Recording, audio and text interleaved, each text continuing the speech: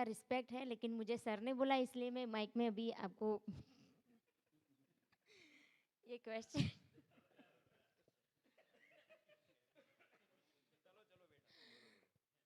हाँ,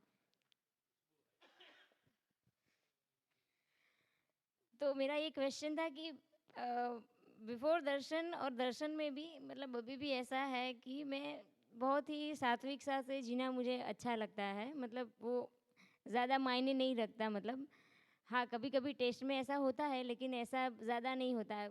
ठीक है, चलो तो खाने-पीने में इतना नहीं है और फिर क्लोथ्स में भी ऐसा नहीं है और ईर्ष्या वो सब, तो मतलब ऐसा सात्विक सा में मतलब बाहर का खाना ऐसा कुछ ज़्यादा नहीं है मुझे। तो सात्विक सा में अभी मतलब थोड़ा जीती हूँ मैं। तो उल्टा इफ़ेक्ट आता है मेरे फैमिली में। घर में तो ऐसे एटमॉस्फेयर अच्छा है, लेकिन जो घर वालों को तो ज़्यादा प्रॉब्लम नहीं है, लेकिन जो मौसी है मतलब उन लोगों को ऐसा प्रॉब्लम है कि ये जो शिविर में जाती है तो अ, अभी ये कुछ नहीं करना है, अभी तो तेरी मतलब शादी होने वाली है, तो अभी तो अब तो ये सब कुछ छोड़, मतलब ऐसा। और मैं ऐसे ही सिंप्लिसिटी में सपोज़ मुझे मेकअप वगैरह नॉर्मल ओकेशन में भी मैं नॉर्मल ही जाती हूँ, ऐसा मेकअप मतलब ऐसा नहीं होता है मेरे फेस पे। कपड़े पहन लिए ठीक है, चलो, तो मेरा ऐसा नहीं होता, तो सब लोग ऐसे हैं रेडी और मैं ऐसे सिंपल होती हूँ क्योंकि मुझे अच्छा नहीं लगता। तो तो उल्टा इफ़ेक्ट आता है कि ये तो इतनी सिंपल क्यों है? अभी यही तो है, अभी अभी नहीं करेगी तो कब करेगी? मतलब ऐसा होता है। तो मेरा ये प्रॉब्लम कि उन लोगों को मैं आंसर तो नहीं देती। तो अभी मैं उनको बता भी नहीं सकती कि मुझे लेकिन ऐसे शॉर्ट में ये बोल देती हूँ कि मुझे ये अच्छा लगता है इसलिए मैं ये करती हूँ, तो वो लोग मान जाते हैं। नहीं नहीं खुशबू, एडवांस था અત્યારે, मतलब एडवांस हो जा, अभी तो बाहर देख सब लोग कैसे घूम रहे हैं। लेकिन मुझे पता है बाहर लोग कैसे घूमते हैं, इसलिए बाहर के प्रभाव से तो मुझे पता है, लेकिन कि बाहर दिखने में कैसा होता है और अंदर में कैसे होता है उसका एक्सपीरियंस है मुझे। वो सामने में नहीं बोलती, लेकिन मैं ऐसा बोल देती हूँ कि मुझे अच्छा लगता है इसलिए। तो ये एक मेरी मतलब थोड़ा अभी चल रहा है। और दूसरा कि ये जो समस्या है बिफोर दर्शन जो अभी मैंने बताई, तो मैंने कई बार सोचा है कि ये मुझे, कई बार, एक बार नहीं, कि ये मुझे ही ऐसा क्यों होता है। दूसरा है हाँ, उस टाइम वो भी सेंसिटिव हो जाता है, लेकिन उसके बाद उनको ज़्यादा फेर नहीं पड़ता, लेकिन मुझे ये फ़र्क पड़ता है। अभी कंप्लीट है सिचुएशन, कोई प्रॉब्लम नहीं है, लेकिन अंदर जो खालीपन है, जो दुःख है, कुछ ज़्यादा खुशी आती है फिर भी वो तो बना ही रहता है। तो मतलब वो जानना है मुझे कि वो मुझे ही क्यों इतनी ज़्यादा इफ़ेक्ट करती है। बाकी मेरे फ्यूचर पास्ट में भी मेरे साथ ऐसी कोई इवेंट नहीं हुई कि जिसकी वजह से हाँ, थोड़ा ये परिवार का तो था, लेकिन जो मुझे इफ़ेक्ट करती है वो दूसरे को इतनी ज़्यादा इफ़ेक्ट नहीं करती। तो ये भी थोड़ा जानना है, मतलब ये ऐसा क्यों है? तो ये क्वेश्चन है, मतलब ये क्वेरीज़ हो, एरर जो भी हो, मतलब अभी तो देखिए, मूल में तो आपका क्वेश्चन मैं रिपीट कर दूं। क्वेश्चन ये है कि जो पीड़ा मुझको होती है वो दूसरों को क्यों नहीं होती, है ना? मतलब दूसरों दूसरों का नहीं, ऐसा नहीं, मुझे क्यों इतनी इफ़ेक्ट करती है, ऐसा है। नहीं नहीं, आपके क्वेश्चन का एक पार्ट ये भी था कि मान लीजिए किसी सामाजिक संदर्भ के किसी बात को लेके आपको जितनी पीड़ा होती है उसे आपके भाई को ऐसी नहीं होती है। हाँ। होता है कि ये तू सेवा करना बंद कर दे, वो रोज तुझे बेच डालेंगे सब लोग। अभी ऐसा काम कर, तू पढ़ाई कर, अभी मैं स्टडी भी कर रही हूँ, पढ़ाई कर और अपना जो गोल है वो अचीव कर। और ये सब क्या है, जीवन में ये ठीक है, अच्छा है, तू अच्छा ही कर रही है, लेकिन तू अपने गोल के ऊपर फोकस दे, मतलब हाँ। बराबर। ये अब तुझे बेच डालेंगे, ये तुझे समाज सेवा थोड़ी ना करना है, वो 60 के साल करनी है, ऐसा मुझे बोलता है मेरा बड़ा भाई, मतलब। तो मैंने बोला मैं कहाँ समाज सेवा कर रही हूँ, तो फिर उसके उनको पास तो डर लगता है आंसर। ना, साध्वी आध्वी मत हो जाए। हाँ, उन लोगों के शायद, लेकिन ऐसे ही मैंने देखा कि ऐसे ही स्वादवी में जो होता है मेरे में एक भी ऐसी क्वालिटी नहीं है।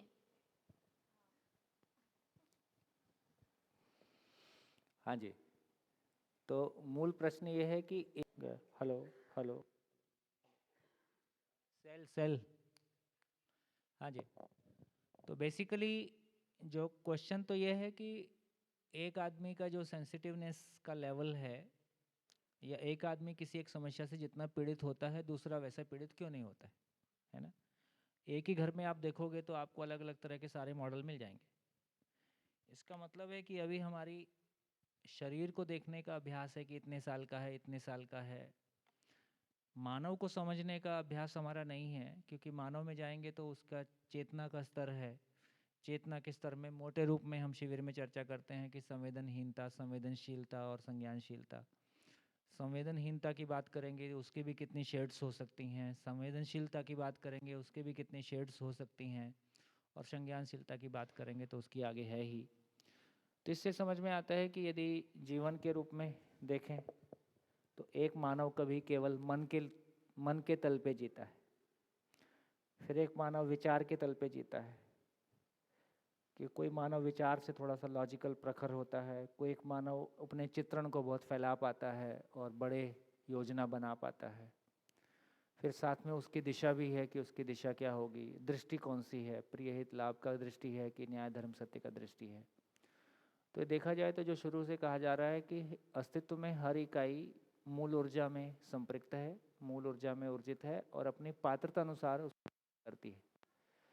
तो सभी इकाइयाँ अपनी पात्रता अनुसार ऊर्जित हैं। जड़ उसको पाकर क्रियाशील है, प्राण संसार उसको पाकर स्पंदनशील है, पशु संसार उसको पाकर, है ना, जीने की आशा के साथ है, और भ्रमित मानव उसको पाकर कल्पनाशील है, और जागृत मानव उसको पाकर, है ना, ज्ञानपूर्वक व्यक्त होता है। तो जब भ्रमित मानव की बात भी करेंगे तो उसमें भी संवेदनशीलता संवेदन, तो इसका इतना ही मतलब हुआ कि बेसिकली मूल ऊर्जा और व्यापक के सहअस्तित्व में आपका पात्रता बड़ा है और आप ज़्यादा ऊर्जित इस सेंस में हैं कि आपकी अभिव्यक्ति का स्तर ज़्यादा हो गया है। ऐसे एक मानव केवल मन के तल पे सोचता है, खाने पीने, गाड़ी घूमने, कपड़ा वपड़ा ठीक से हो जाए, हो गया, तो एकदम ये मन का तल है।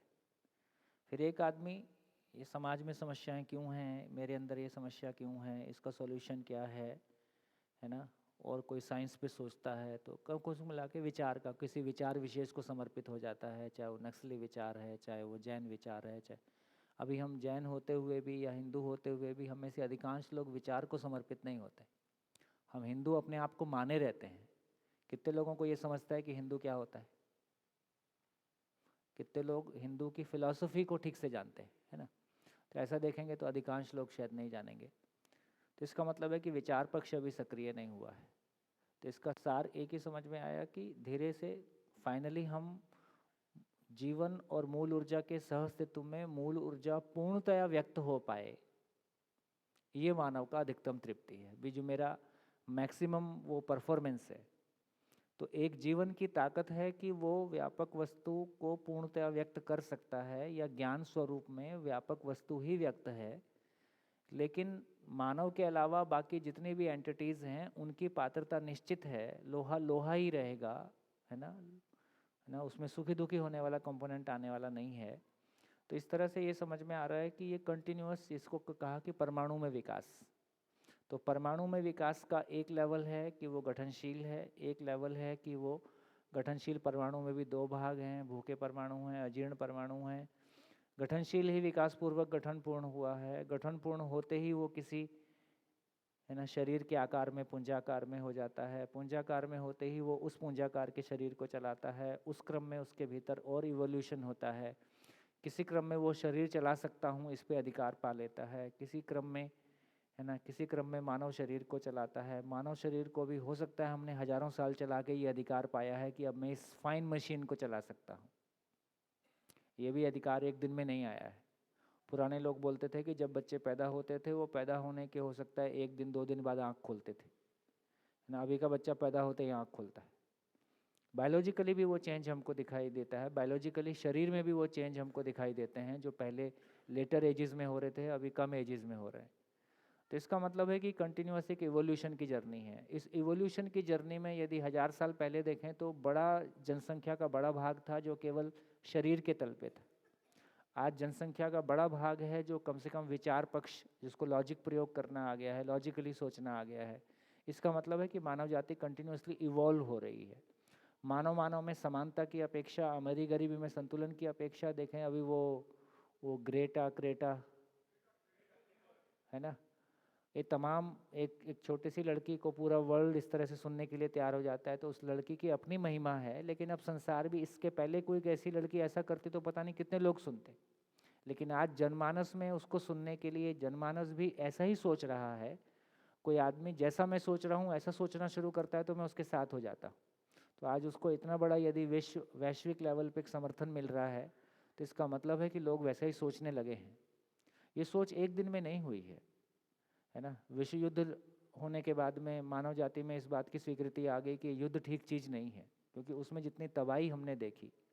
इसलिए जागृति को ये परिभाषा दिया गया कि हास परम और विकास परम का दृष्टा हो जाने का नाम जागृति है। हास परम और विकास परम दोनों के दृष्टा हो जाने का नाम जागृति है, कि उसने हास परम को भी देख लिया है, विकास परम को भी देख लिया। वर्स्ट क्या हो सकता है, मैक्सिमम और बेहतर क्या हो सकता है, तो इस रूप में कह रहे हैं। इसका मतलब है हम इवॉल्व हो रहे हैं। तो जीवन की यात्रा के रूप में हो सकता है कि आप, उम्र आपकी कुछ भी हो, लेकिन उम्र तो शरीर की है, जीवन की तो कोई उम्र है नहीं। तो जीवन की उम्र के रूप में हो सकता है कम उम्र का कोई व्यक्ति किसी ज़्यादा, है ना, ज़्यादा जीवन के इवोल्यूशन के रूप में है। कोई ज़्यादा उम्र का आदमी बहुत मन के तल पे हो ही सकता है। तो इस रूप में हमसे यही योग्यता पात्रता क्षमता की बात है। तो जीवन रूप में सभी समान हैं, योग्यता पात्रता क्षमता के रूप में हम सभी मानव अलग अलग हैं। इसलिए मेरी मानव का अध्ययन होता है तो मैं मेरी अपने आप को भी समझ पाता हूँ और दूसरे की स्थिति को भी समझ पाता हूँ। मानव का अध्ययन नहीं होता है तो कभी कभी मैं अपने पॉजिटिव पार्ट पे भी खुद क्वेश्चन खड़े कर देता हूँ कि मैं ठीक ठाक आदमी हूँ कि नहीं हूँ। मुझको अपने पे ही भरोसा नहीं होता है कि मैं ठीक सोच रहा हूँ कि नहीं सोच रहा हूँ, ऐसा मेरा फील करना ठीक है कि नहीं है, क्योंकि मेरे पास कोई रेफरेंस नहीं होता है। तो कम से कम मध्य दर्शन के माध्यम से एक बहुत शुभ घटना इस रूप में घटी है कि धरती के सभी मानव के लिए एक सही का रेफरेंस, है ना, सही समझ बोल रहे हैं तो क्या है, सही इच्छा बोल रहे हैं तो क्या है, सही मूल्य बोल रहे हैं, भाव बोल रहे हैं तो भाव क्या है ना, विचार क्या है, सारे विचार का फैलाव क्या है, सारे कर्मों का फैलाव क्या है, सारे फल का फैलाव क्या है, सब चीज़ के लिए रेफरेंस मिल गया। सब चीज़ के लिए रेफरेंस मिल गया तो उस आईने में मैं अपने आप को देखकर अपनी स्थिति को पहचान सकता हूँ, जिसको हम शिविर में चर्चा करते हैं कि हम अपने लोकेशन को पहचान पाएँ, अपने डेस्टिनेशन को पहचान पाएँ, अपनी यात्रा को आराम से पूरा करें और दूसरों की यात्रा में हस्तक्षेप किए बिना उनकी यात्रा में क्या सहयोग हो सकता है। यदि मैं अपने आप में कहीं जगह पहुँचा हूँ, मैं 10वीं क्लास में पहुँचा हूँ तो 5th क्लास वाले को सहयोग दे ही सकता हूँ, और 5th क्लास वाला भी ये पहचान पाता है कि मैं इससे सहयोग ले सकता हूँ, तो 5th क्लास वाला क्लास 1 वाले को सहयोग दे ही सकता है। तो हम सभी एक दूसरे के लिए सहयोगी हो जाएं और वाकई में समाज एक साथ उठ के खड़ा हो सके। अभी तक की यात्रा हमारी व्यक्तिगत यात्रा रही है, अब ये व्यक्तिगत यात्रा सामूहिक यात्रा में बदल जाए तो ये भी एक सुख स्थिति है। तो कोई चिंता की बात, तो अभी हम देख पाएँ कि आप ऐसा क्यों फील करते हो, तो हम दूसरे से प्रभावित भी ना हो, उस पर रिएक्ट भी नहीं करेंगे। नहीं तो कोई हमको गलत सिद्ध करने की कोशिश करता है तो हम पलट के उसको गलत सिद्ध वापस सिद्ध कर देते हैं। तो यदि हम ठीक समझ पाते हैं तो हम रिएक्ट नहीं करेंगे, रिस्पॉन्ड करेंगे तो सामने वाला भी रिस्पॉन्ड करेगा और बात बन जाएगी। तो धीरे धीरे अपने परिवार में भी लोग स्वीकार ही लेते हैं, ये ऐसा ही है, ज़्यादा परेशान नहीं करते भी नहीं है, इसलिए होते भी नहीं। बढ़िया, चलिए ब्रेक के पहले जितनी चर्चा हुई उसमें आपका निष्कर्ष अपने लिए क्या निकला? ब्रेक के पहले जितनी चर्चा हुई उसमें आपका निष्कर्ष अपने लिए क्या निकला?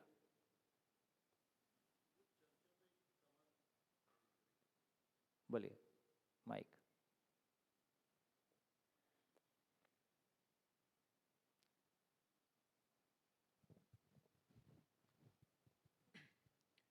जैसे पात्रता, योग्यता, क्षमता के अर्थ में संस्कार नहीं है, कोई संस्कार नहीं है, कोई नहीं है, हाँ, कोई मानव में या एक इसमें नहीं, मैं लाइन नहीं समझा। मतलब संस्कार रूप में चेतना चेतना के रूप में संस्कार नहीं है। देखिए संस्कार को अपन समझ लें, संस्कार क्या चीज़ को बोल रहे हैं, तो तीन शब्द भी इस्तेमाल होते हैं, कुसंस्कार, सुसंस्कार, संस्कार। तो बेसिकली जब पहले संस्कार की परिभाषा को ले लें, जीने के अर्थ में स्वीकृतियां संस्कार है। जीने के अर्थ में स्वीकृतियां संस्कार है। अब जो जिंदा रहने के धरातल पर है वो जिंदा रहने को ही जीना माना हुआ है, इसलिए जिंदा रहने के अर्थ में रूप बल धन पद और इंद्रियों से सुख पाना ही उसकी स्वीकृतियां हैं, यही उसका संस्कार है। चूंकि ये अपने आप में संस्कार, संस्कार का शाब्दिक अर्थ देखेंगे तो पूर्णता के अर्थ में, पूर्णता के अर्थ में क्रियाकलाप है। संस्कार मतलब स शब्द पूर्णता के अर्थ में, कार मतलब कार्य, तो पूर्णता के अर्थ में जो क्रियाकलाप है वो संस्कार है। चूंकि ये पूर्णता के अर्थ में नहीं है इसलिए उसको कुसंस्कार बोल दिए। तो कुसंस्कार की जगह क्या रहेगी? तो कुसंस्कार चित्रण में स्वीकृत स्वीकृतियां हैं कि मैं शरीर हूं। तो चित्रण में ये रखा हुआ है कि मैं शरीर हूं, मैं हिंदू हूं, मैं मुस्लिम हूं, 50 साल का हूं, 30 साल का हूं, जो भी सब शरीर मूलक स्वीकृतियां हैं। तो इसको कुसंस्कार बोल दिया, क्योंकि फाइनली ये झंझट करेगा, दुखी होएगा, दुखी करेगा। एक दूसरी तरह का की स्वीकृतियों की हम बात कर सकते हैं, जिसमें कि किसी महापुरुष या किसी भी धारा विशेष में प्रभावित होकर हम आस्था की वजह से कुछ अच्छी स्वीकृतियों के साथ हो सकते हैं। भाई इंद्रियों में जीना जीना नहीं है, संग्रह नहीं, ये नहीं, पर पीड़ा नहीं, पर नारी नहीं, ये सब तो हमारी जो परंपरा ने हमको प्रैक्टिस कराया है ना। उसकी परिभाषा कितनी क्लियर रही, लेकिन कम से कम ये सब बहुत सारी चीज़ें हमारे पास पहले से उपलब्ध हैं। कोई व्यक्ति इस तरह की स्वीकृतियों के साथ है, लेकिन ये स्वीकृतियां कहाँ पे हैं? ये भी चित्रण में है। तो चित्रण में सकारात्मक स्वीकृतियां भी हो सकती हैं, चित्रण में नकारात्मक स्वीकृतियां भी हो सकती हैं। परंपरा ने इसको सुसंस्कार, कुसंस्कार कहा है, ठीक।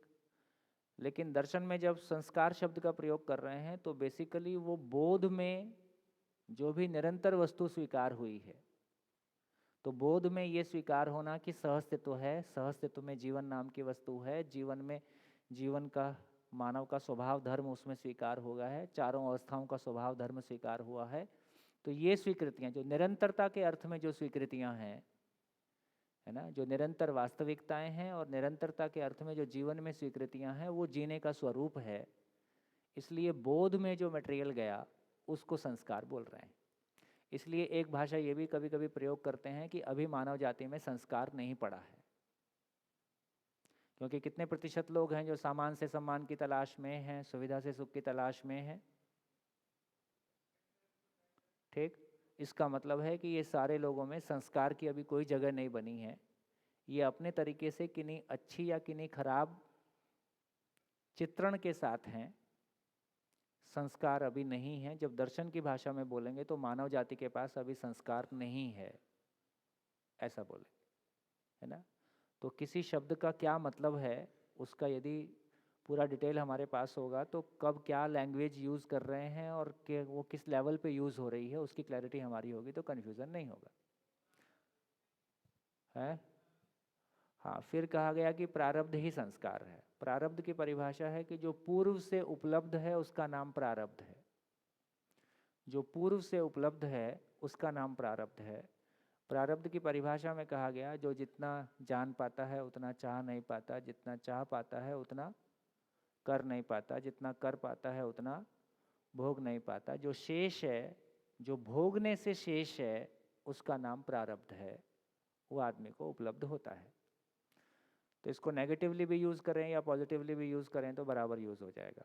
इसका मतलब है कि यदि इसको भौतिकता की जगह में यूज़ करें तो भौतिकता के रूप में एक व्यक्ति के पास यदि मानव परंपरा ठीक से रहेगी तो एक मानव के पास कितने तरह के स्किल हो सकते हैं। आज भी आदमी के पास ज़्यादा तरीके के स्किल हैं यदि वो स्किल्स की दुनिया में गया है। तो एक आदमी के पास जितने स्किल्स की जानकारी है उसमें से वो कितना चाह पाता है कि मैं इसको करूँगा, उसमें से वो कितना कर पाता है। जितना कर पाता है उससे जो आता है क्या वो सारा भोग सकता है? एक आदमी खेत में जितना पैदा करता है सारा खा सकता है, किचन में जितना एक महिला या पुरुष बना सकता है सारा वो खा सकता है। इससे पता चलता है कि मानव जितना चाह पाता है उससे कम, यदि भौतिकता के क्षेत्र की बात करें और सही अर्थों में बात करें तो जितना चाह पाता है, जितना जानता है उतना चाह नहीं पाता, जितना चाह पाता है उतना कर नहीं पाता, जितना कर पाता है उतना भोग नहीं पाता। ये जो शेष है इसका नाम समृद्धि है। ये जो शेष है इसका नाम समृद्धि है। एक व्यक्ति जन्म लेता है तो किसी अभाव की मानसिकता के साथ जन्म लेता है। एक व्यक्ति में बचपन से ही मानसिक रूप में अभाव नहीं है। ऐसे लोग अपने आसपास दिखते हैं कि नहीं? अपने ही परिवार में एक व्यक्ति में पैसे को लेके बहुत ज़्यादा अभाव की स्थिति या बहुत ज़्यादा मानसिकता में उस तरह का अधिमूल्यन नहीं है। एक आदमी के लिए सारे रिश्ते एक तरफ और पैसा एक तरफ। बाप बड़ा ना भैया, सबसे बड़ा रुपया। तो ये दो बच्चे एक ही परिवार में एक ही माँ से हो सकते हैं। इससे ही हमारी क्लैरिटी बनती है कि हर बालक जन्म से न्याय का याचक है, सत्यवक्ता है, सही को चाहने वाला है। ये चाहत के रूप में बना हुआ है, ये एक पार्ट है, लेकिन उसके साथ प्रवृत्ति के रूप में भी कुछ उपलब्ध है। तो यदि मानव के पास बोध के लेवल का कोई मटेरियल नहीं है, तो वृत्ति में प्रिय हित लाभ की दृष्टि में से भी क्या चीज ज़्यादा उभरा हुआ रहेगा, ये सबका अलग अलग है। मोटे रूप में हम बोल देते हैं प्रिय हित लाभ। तो किसी में, जैसे पुराने लोगों में हम देखते थे, हो सकता है वो बहुत गरीबी से निकल के आए, बहुत पैसा कमा के संग्रह करने की प्रवृत्ति थी, खर्च करने की प्रवृत्ति नहीं थी। अभी हमारे बच्चों की जो पीढ़ी आई है, इसमें उधार लेके खर्च करने की प्रवृत्ति है। ये जिंदगी भर बैंक लोन में चलेगा, पर ठसके में कोई कमी नहीं रहेगी।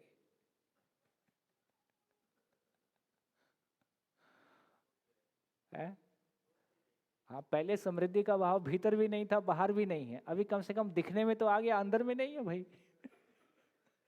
दिख तो रहा है यार, सब कुछ चकाचक है। हाँ जी।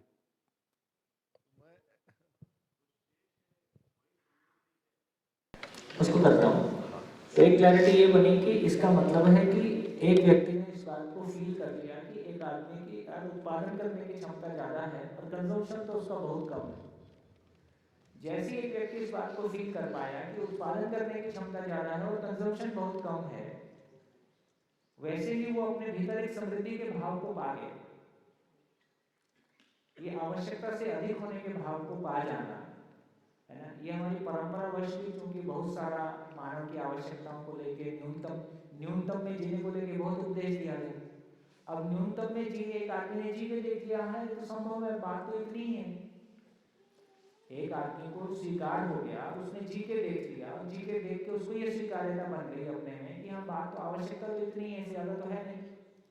तो एक व्यक्ति जब भी ये निष्कर्ष ले पाता है कि मेरी आवश्यकता, चाहे वो अभी सहस्त्र विधि से मानव का अध्ययन पूर्वक आवश्यकताओं को नहीं पहचाना, लेकिन वो मान्यताओं की रोशनी में आवश्यकता, न्यूनतम आवश्यकताओं में जीते हुए जो भी साधनाओं में गया, उसमें उसको ये स्वीकार हो गया कि नहीं, जिन भी अर्थों में वो मानव की झलक जिन भी अर्थों में पा सका, है ना, उसके सुख का स्रोत इंद्रियों से ना होके अपनी साधना में, अपने जो भी निष्ठावश जो भी उसको साधना में ध्यान में सुख मिला, उस जगह में ये पहचान लिया कि हाँ, ये मामला तो इतना ही। अब ये उसकी स्वीकार्यता में है। अब यदि उसकी स्वीकार्यता में है तो बचपन से, है ना, जैसे ही उसका वो वाला लेयर खुलता है, वो ये पहचान लेता है कि हाँ यार, ये मामला तो ऐसे है। जैसे मैं कम से कम इस बात को अपने अधिकार से कह सकता हूँ कि 24 साल की एज तक मेरे को लगता था कि पैसा और इंद्रिय सुख और तमाम ये अच्छा जीना, है ना, ऐसा मेरी स्वीकृति में था। ठीक है। कोई मोमेंट में आके अपने में ये समीक्षा हो गई कि जिंदगी कोई बड़ी चीज है और ये सुविधाएं अपने आप में, है ना, तो उसके बाद आज तक कभी मेरे को पैसा परेशान नहीं किया, जबकि मेरा बैंक बैलेंस जीरो। ठीक है, मेरे पास ऐसा संग्रह के नाम पे कुछ नहीं। उसके बावजूद भी कभी मेरे को भविष्य के लिए ऐसा लगा कि कोई संग्रह करके रखा जाए। इवन मेरा और वाइफ का, मैं पहले भी कई बार शेयर कर चुका हूँ, फिर से शेयर कर देता हूँ, हमारा मेडिकल भी अभी तक कोई इंश्योरेंस नहीं, अभी तक नहीं। जबकि आजकल इसको बहुत ऐसे इंपॉर्टेंट माना जाता है कि मेडिकल इंश्योरेंस नहीं है, या अपराध जैसा काम है ही नहीं कराया अब तक ऐसा। ठीक, तो इसका मतलब है कि किसी पॉइंट पे आके, ऐसा नहीं कि कोई बहुत पैसा जिंदगी में देख लिया, ऐसा भी नहीं है। मतलब बहुत पैसा देख लिया इसलिए आपको पैसे से मुक्ति हो गई, ऐसा भी नहीं है। लेकिन अपने भीतर ही कोई उसका जो उसके अभाव की मानसिकता थी वो मानसिकता से मुक्ति मिल गई। तो इसका मतलब है कि अपने ही जो भी हमने पूर्व शरीर यात्राओं में जिस तरह का भी जिया होगा, जो भी कुछ किया होगा, उसके चलते कोई निष्कर्ष हमारे पास है। बचपन में हम जिस परिवार में जन्म लेते हैं तो हमारी यात्रा जीरो से ही शुरू होती है। जीरो से शुरू करने का मतलब है कि वो चलना सीखेगा, बोलना सीखेगा, है ना, और वो न्याय का याचक होगा, ऐसा होगा वैसा होगा। लेकिन उस परिवार में रहने वाले लोगों की जीवन शैली को पूर्ण मानेगा, क्योंकि शुरू तो विश्वास से ही होता है, उसके पास तो अविश्वास नाम की चीज़ नहीं है। लेकिन जैसे जैसे बड़ा होगा वो इसके अधूरेपन को देखेगा, और जैसे जैसे बड़ा होगा इनके अधूरेपन को देखेगा तो इनका प्रभाव कम होगा। इनका प्रभाव कम होगा तो जो उसके अपने निष्कर्ष हैं वो बाहर आना शुरू हो जाएंगे। जब एक बच्चा जन्म लेता है तो वातावरण को संपूर्ण मान के जीता है, वातावरण को संपूर्ण मान के जो अपनी प्रकृति सहज अपेक्षाएं हैं उनके साथ मैच करता है। वो न्याय का याचक है, सत्यवक्ता है, सही कार्यवाह करना चाहता है, और बाहर जो है वो संपूर्ण एक वातावरण अपने आप, माँ बाप एकदम अनुभवमूलक हैं और पूरा वातावरण अनुभवमूलक है, सब कुछ एकदम ठीक है। यहाँ से शुरू करता है अपेक्षाओं के रूप में, चाहत के रूप में। लेकिन दिखता है पहला चांटा पड़ा, 440 वोल्ट का करंट लगा, तो उसको पता चला अच्छा ये अपने मार भी सकते हैं। उसके बाद कई बार खा के उसको ये फिर सीजनड हो जाता है। तो कोई धोखा भी दे सकता है, कोई मार भी सकता है, कोई कठोर वाक्य भी बोल सकता है। तो धीरे धीरे देखता है कि अच्छा ये अधूरे हैं। जैसे जैसे ये अधूरे हैं ये स्वीकार होता है, ये वातावरण का जो रैंकिंग है ये नीचे आ जाता है। इसका रैंकिंग नीचे आने के साथ साथ जैसे जैसे उसकी उम्र बढ़ती है, उसका सोच विचार लगातार चलते रहता है, तो उसके निष्कर्ष बाहर आने की जगह आ जाती है। इसलिए आप देखोगे कि बहुत सारे बच्चों को बचपन में अपने पूर्व शरीर यात्राओं के बारे में कुछ यादें रहती हैं, क्योंकि बचपन में उसके पास प्रभाव पीछे वाला ज़्यादा है। जैसे जैसे उम्र बढ़ती है वैसे वैसे इस शरीर यात्रा का प्रभाव और उसकी चीज़ें बढ़ती हैं और वो अपने आप डाइल्यूट होकर ख़त्म हो जाता है। तो इसका मतलब है कि किसी एक आयु में उसके अपने में जो स्वीकृतियाँ हैं वो उसको सामने लाके खड़ा करने की स्थिति में आ जाता है। मतलब मैं एक दौर से गुजरा जब मैं ये मानने लगा था कि मेरा मानसिक संतुलन खराब हो गया है, लोग ठीक हैं, मेरे सोचने के तरीके में गलती है, ऐसा मैंने स्वीकार करना शुरू कर दिया था। ठीक, और मैं एक अपने तरह से डिप्रेशन और अपने तरीके से काफ़ी जद्दोजहद में रहा। फिर किसी समय में मान लीजिए गायत्री परिवार का ही विचार मिला, गायत्री परिवार की बुक्स मिली, उसको पढ़ के ऐसा लगा कि नहीं यार ये सोचने का एक तरीका है। और मेरे को ऐसा नहीं लगा कि मैं किसी दूसरे की लिखी किताब पढ़ रहा हूँ, मेरे को ऐसा लगा कि ऐसे मैं अपने विचार पढ़ रहा हूँ। उस किताब ने मेरे को इतना आत्मबल दिया, इतना विश्वास दिया कि यार तू पागल नहीं हुआ है, तू गलत नहीं सोच रहा है, तेरा सोचने का तरीका ठीक है ना। तो इसका मतलब है कि यदि हमको वो सही का रेफरेंस नहीं मिलता है, तो जो मैं अभी कुछ देर पहले कह रहा था कि हम सही होते हुए भी अपने आप को गलत मान के अपराध बोध में जा सकते हैं और कितनी भी बड़ी गलती कर सकते हैं, क्योंकि हमारे पास सही का रेफरेंस नहीं है। तो एक बार ये हमारे पास सही का रेफरेंस हमारे पास रहता है, तो मैं कह रहा था कि किसी एक आयु में हमारे भीतर हमारे पास जो निष्कर्ष थे ही, मैं उसको फिर एग्जीक्यूट कर पाता हूँ। और वो निष्कर्ष वो हैं कि हो सकता है मैंने इस बात का मैं साक्षी हूँ कि मानव की आवश्यकताएं से मैं बहुत प्रभावित नहीं हूँ। तो एक बार आवश्यकता पहचान, या कोई ज़िंदगी में बड़ी चीज़ पहचान में आ गई, ज़िंदगी में कोई बड़ी चीज़ पहचान में आ गई कि ज़िंदगी कोई बड़ी चीज़ है, तो बड़ी चीज़ के लिए मेरा टारगेट हो गया, तो ये चीज़ें मेरे लिए गौण हो गई। इस रूप में भी हो सकता है। तो मैं सिर्फ इतना ही कहना चाहता हूँ कि आदमी के भीतर, तो आदमी अपने आप में जो संस्कार की बात हम कर रहे थे, दो तरह की स्थितियाँ हो सकती हैं कि यदि मरने के, शरीर छोड़ने के पहले हमारे पास बोध के लेवल का मटेरियल है तो वो बोध के रूप में संस्कार बना रहेगा। शरीर छोड़ने के बाद ये सामान्य स्थिति रहती है कि सारा मन वृत्ति चित्त सिमट के बोध में एनक्रिप्ट हो जाता है, और वापस शरीर यात्रा शुरू होती है तो वापस खुल के वो मन वृत्ति चित्त के रूप में, कल्पनाशीलता के रूप में वापस रिस्टेट हो जाता है। तो ये वापस रिस्टेट होने में जो भी समय लगता है वातावरण और स्वयं की सोचने विचारने की प्रक्रिया के क्रम में, तो एक व्यक्ति इस स्थिति के साथ हो सकता है कि वो उतने अभाव की मानसिकता में नहीं है। एक व्यक्ति में भय बहुत ज़्यादा है ना। ऐसे कोई व्यक्ति हो सकता है शेर से कम डरे और काकरोच से ज़्यादा डरे, या सांप से किसी लोगों में बहुत डर रहता है।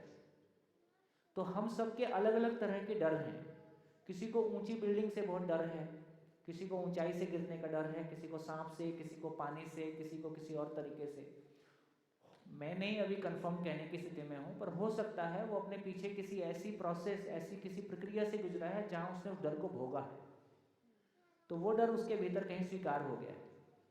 तो इसका मतलब है कि एक मानव को देखें तो शरीर को लेके लोभ मोह काम के रूप में उसकी स्थितियाँ कैसी हैं, अपने आप को उसने कैसा माना हुआ है, फिर भय की स्थितियाँ उसकी कैसी हैं, सबको मिला के एक समुच्चय के रूप में एक मानव है। इस रूप में वृत्ति के रूप में, प्रवृत्ति के रूप में कोई कैरी ओवर उसके पास हो सकता है, बोध के रूप में कोई कैरी ओवर उसके पास हो सकता है। जो पीछे से उपलब्ध है इसका नाम प्रारब्ध है। पीछे से उपलब्ध का मतलब पूर्व शरीर यात्रा ही नहीं है, कल के दिन से जो आज उपलब्ध है ये भी प्रारब्ध है, पिछले क्षण से जो इस क्षण उपलब्ध है ये भी प्रारब्ध है। तो इस क्षण जो मुझको उपलब्ध है वो एक क्षण से लेके और आज तक की जो भी मेरी यात्रा रही होगी उसके योग फल में जो भी मुझको उपलब्ध है इसका नाम प्रारब्ध है। अब प्रारब्ध के रूप में यदि मैं सकारात्मक जिया हूँ, यदि अब जैसे ज्ञान की बात करें, जो जितना जान पाता है उतना चाह नहीं पाता। जानने के रूप में क्या जान सकते हैं? अस्तित्व सह अस्तित्व है। अस्तित्व सह अस्तित्व बोलने से पूरी समग्रता और उसमें पूरी, जिसको हम कह रहे हैं कि सार्वभौमिकता है ना, तो सब कुछ पूरी सृष्टि में पूरा व्यापक वस्तु में समाहित अनंत ग्रह के स्वरूप को हम अपने में पा सकते हैं। एक आदमी की जानने की स्थिति इतनी हो ही सकती है। उस जानने में चाह कितना सकते हैं? मानव रूप की बात करेंगे तो एक प्लेनेट पे हम अखंड समाज सार्वभौम व्यवस्था को अधिकतम चाह सकते हैं। उस चाहने में कर कितना सकते हैं? करने के रूप में उस धरती की जो स्थिति होगी, करने के रूप में मैं जो भी चाहूंगा वो कर लूंगा ऐसा नहीं है। उस धरती की जो स्थिति होगी उसके अनुरूप कुछ कर सकता है। जैसे आदरणीय नागराज जी इस बात को बोलते थे कि चेतना के रूप में वो मानव चेतना, देव चेतना, दिव्य चेतना के ज्ञान से संपन्न है। अनुभव होते ही मानव चेतना, देव चेतना, दिव्य चेतना का ज्ञान, तीनों का ज्ञान मानव में हो ही गया। लेकिन प्रमाण के रूप में क्या करें? अभी धरती पे सारा का सारा समाज यदि शरीर मूलक जी रहा है तो पहले तो उसको सूचना मिलेगी और वो करवट लेना शुरू करेगा। तो दिव्य मानवीयता को धरती पे अखंड समाज सार्वभौम व्यवस्था को प्रमाणित करने की अभी जगह ही नहीं है। तो आदरणीय नागराज जी की भाषा में मैं ज्ञान रूप में मानव, देव मानव, दिव्य मानव के ज्ञान से संपन्न हूँ, लेकिन मैंने मानव पद को ही प्रमाणित कर पाया, क्योंकि इस प्लेनेट पे अभी मानव पद को ही प्रमाणित करने की स्थितियां हैं। इवन देव मानव पद को भी प्रमाणित करने की स्थितियां अभी हैं ही नहीं। देव मानव पद को प्रमाणित करने का मतलब है कि शिक्षा परंपरा बदल गई, तो समझो कि अखंड समाज के अर्थ में कुछ काम हुआ।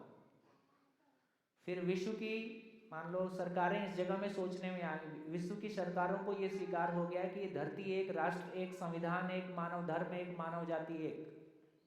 ये स्वीकार हुआ तो जिसको कह रहे हैं कि है ना कि व्यवस्था के स्तर पे कोई काम हुआ, कम से कम स्वीकार ही हो जाए, बाकी चेंजेस होते रहेंगे, कम से कम पूरी धरती एक संविधान को स्वीकार कर सके तो हम ये कहेंगे कि हाँ व्यवस्था के स्तर पे कोई काम हुआ।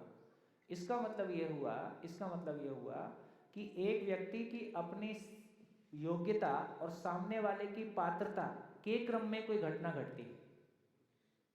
मेरी जो भी योग्यता है और आपकी जो भी पात्रता है, इस क्रम में कोई रिजल्ट आएगा। मेरी योग्यता में कमी है तब भी वैसा रिजल्ट नहीं आएगा जैसा हम चाहते हैं, आपकी पात्रता में कमी है तो भी वो रिजल्ट नहीं आएगा जैसा हम चाहते हैं। तो रिजल्ट जब भी आएगा तो एक व्यक्ति की पात्रता, समझाने वाले की योग्यता, समझने वाले की पात्रता के क्रम में कोई फल आएगा। और ये कोई रुकी हुई चीज़ है नहीं, समझाने वाले की योग्यता भी बढ़ेगी, समझने वाले की पात्रता भी बढ़ेगी, और आज से कल बेहतर स्थिति में होंगे, परसों और बेहतर स्थिति में होंगे। तो इसका मतलब है कि यदि ज्ञान के रूप में देखें तो हमको पता चलेगा कि यदि एक मानव अनुभव संपन्न हो गया तो कितने सुख को भोग पाएगा। अब उसके भोगने की सीमा से अधिक हो गया, जो भोगने की अधिक सीमा से अधिक हो गया है उसका आवंटन होगा ही। जो मेरी आवश्यकता से अधिक है उसका मैं करूँगा क्या? जो मेरी आवश्यकता से अधिक है वो बटेगा ही। इसलिए आप देखो आदमी एक समय तक धन को कमाता है, अभी जब परेशान होता है तब दान देना शुरू करता है। धन का सदुपयोग करना अलग बात है, दान दे देना अलग बात है। तो धन का दान किया, चलो किसी काम में उसका बेहतर जिंदा रहने के अर्थ में ही उपयोग हुआ, लेकिन सदुपयोग कर पाने के लिए अपनी योग्यता और सामने वाले की योग्यता दोनों की जरूरत है। दोनों जब तक किसी ज्ञान के धरातल पे नहीं है तब तक धन का सदुपयोग नहीं हो सकता। इसलिए धन के सदुपयोग के बारे में, साधनों के सदुपयोग के बारे में 4 शब्द कहे गए: उपभोग, उपयोग, सदुपयोग और प्रयोजनशीलता। जिंदा रहने के धरातल पर हम साधनों का परिवार में उपभोग करते हैं। एक परिवार में समझ बढ़ी, परिवार में, व्यक्ति में नहीं, परिवार में समझ बढ़ी तो साधनों का उपयोग करते हैं। तो समाधान समृद्धि पूर्वक जीने के अर्थ में साधनों का उपयोग होता है। अखंड सामाजिकता के, अखंड समाज के अर्थ में साधनों का सदुपयोग होता है। और सार्वभौम व्यवस्था के अर्थ में साधन प्रयोजनशीलता के अर्थ में यूज होते हैं। तो साधन के भी क्वालिटेटिव यूज है। तो साधन का मिनिमल यूज है, शरीर का, और साधनों का मिनिमम यूज है कि वो शरीर को बनाए रखते हुए उपभोग के लिए इस्तेमाल होते हैं। दूसरा, परिवार में समाधान समृद्धि को प्रमाणित करने के अर्थ में सदुपयोग के अर्थ में उपयोग होता है। सभी समाधान समृद्धि पूर्वक जी सके, इस अर्थ में सदुपयोग होता है। और ऐसी व्यवस्था ही खड़ी हो जाए ताकि अनंत काल तक सभी समाधान समृद्धि पूर्वक जी सकें, उसके लिए साधन प्रयोजनशीलता के अर्थ में इस्तेमाल होते हैं। तो इतना सारा यूज है। अभी तक हम कैसा करते रहे? अभी तक या तो उपभोग कर रहे हैं या दूसरा उपभोग कर सके इसके लिए, या तो मेरे बच्चे कर लें, और विस्तार दिया तो पड़ोसी भी कर ले, ऐसा काटी जाती है। तो ये जो हम कह रहे हैं कि जो जितना चाह पाता है, प्रारब्ध का मतलब है कि यदि ज्ञान उपलब्ध हो गया तो आवश्यकता से अधिक उपलब्ध है, तो जो आवश्यकता से अधिक उपलब्ध है वो बंटने में चला जाता है, स्वयं स्फूर्ति। तो यदि अभाव है, यदि प्रारब्ध के रूप में अभाव है तो अभाव को भरने जाऊंगा। यदि प्रारब्ध के रूप में समाधान उपलब्ध है तो समाधान को तो मैं सारा भोग नहीं सकता, वो बढ़ने के लिए जाएगा। समृद्धि यदि मेरे भीतर है तो बढ़ने के लिए जाएगा, स्वयं स्फूर्त विधि से। बढ़िया। भौतिक समृद्धि की बात कर रहे हैं जो आपने बोला, जो भौतिक समृद्धि भाव के साथ ही है, बिना भाव के कोई भौतिक समृद्धि। हाँ जी, ये मिल गया है थोड़ा थोड़ा उत्तर तो, पर फिर भी संस्कार में वही सेंस में यूज कर रहा था कि पूर्व उपलब्ध बोध के रूप में संस्कार हाँ नहीं है, समझ लीजिए, उपलब्ध। तो प्रवृत्ति के रूप में उपलब्ध है, कुछ प्रवृत्तियां उपलब्ध हैं हमारे पास। हाँ, पर बोध के स्तर पे संस्कार नहीं हाँ, है, अभी नहीं, समझ लीजिए मेरे पास, हाँ, या कोई भी मानव जाति के पास। हाँ। दूसरा, दुर्घटना भी कोई नहीं घटी है इस शरीर यात्रा में, नहीं घटती है अगर, और रूप बल धन पद से जीने की पूरी अनुकूलता है, वो उस तरह का वातावरण है। तो संस्कार और वातावरण तो है ही नहीं पॉजिटिव सेंस में, निगेटिव ही वातावरण है, संस्कार भी निगेटिव है, दुर्घटना भी कोई नहीं घटी। तो मोटिवेशन के लिए एक ही रास्ता बचता है कि कोई सही का प्रस्ताव उस शरीर यात्रा के आई शुड कम अक्रॉस, और वो सही का प्रस्ताव भी नहीं आया, समझ लीजिए। तो संस्कार भी नहीं है, सही का प्रस्ताव भी नहीं मुझको मिला, दुर्घटना भी नहीं है, तो पूरा वो इकाई का जिंदगी रूप बल धन पद में जी के खत्म हो जाएगा। बिल्कुल। तो रिसोर्स का तो वेस्टेज हो गया अस्तित्व में। तो ये, और दूसरी तरफ हम ये समझ रहे हैं कि हर इकाई का एक जीने का निश्चित पर्पस है, उसका कोई ना कोई कारण है, उसकी व्यवस्था में भागीदारी है ही, तो फिर उसका वो रिसोर्स का वेस्ट होगा कैसे? उसका कुछ ना कुछ तो पर्पस है ही, और उसको पता नहीं है वो पर्पस। नहीं, ऐसे आपने मान लिया, क्योंकि शरीर समय की समीक्षा तो होगी ही, कुछ हाथ में आया। हाँ, बुद्ध के बारे में बोलते हैं कि उनको 24 साल तक उनके बारे में ऐसी भविष्यवाणी थी कि ये आदमी विरक्त होके भाग जाएगा। तो उसको 24 साल तक ऐसे वातावरण में रखे, 22-24 साल तक बोलते हैं कि उसको कोई कष्ट ना, किसी भी तरह वो किसी कष्ट के सामने आए ही मत। और एक दिन बोलते हैं उनके घर में कोई राजा वाजा मिलने, तो उसकी माँ ने कहा कि मिलने आ जाओ, तो उसका मूड नहीं होगा, नहीं बोले वाह ना, तो हमको करना ही चाहिए, ऐसा कुछ एक शब्द बोला जो कि ऐसा लगा कि ये तो मजबूरी जैसी है। तो वहीं से क्या, मानव के जीने के लिए भी उसकी स्वतंत्रता नहीं, इसका मतलब मजबूर होता है, वहीं तो गेयर लग गया। तो किसको गेयर कहाँ लग जाएगा, तुम्हारा और सेशन इतना जल्दी क्यों खत्म हो जाता है?